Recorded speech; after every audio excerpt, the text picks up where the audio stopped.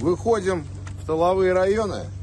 A victory tour of Bakhmut for the man who's boasted that 20,000 of the fighters he deployed there lost their lives for Mother Russia.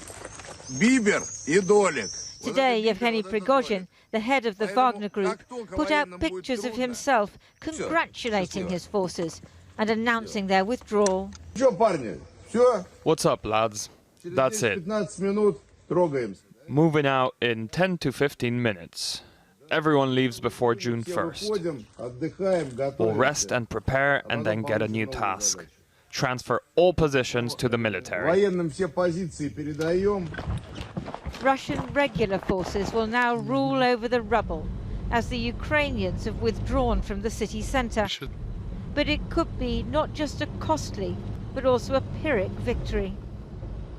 Although the Russians now control Bakhmut, their flanks have collapsed to the north and south.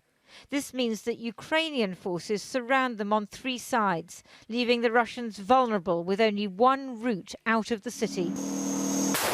Ukrainian tanks remain on the outskirts. The much-heralded counter-offensive was expected to start when the ground dried out.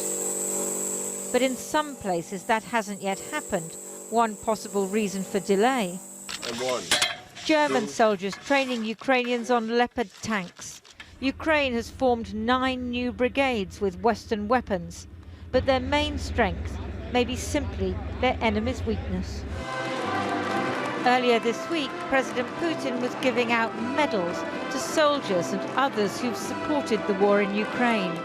No one is allowed to criticize the special military operation.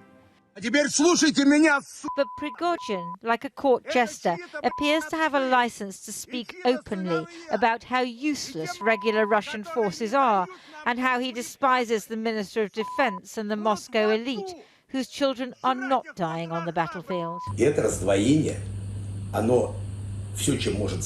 All these divisions can end in revolution, just like in 1917. First, the soldiers will rise. Then, after that, their loved ones. It's wrong to think that there are hundreds of them. There are already tens of thousands, the relatives of those who've been killed. And probably there will be hundreds of thousands. We cannot avoid that.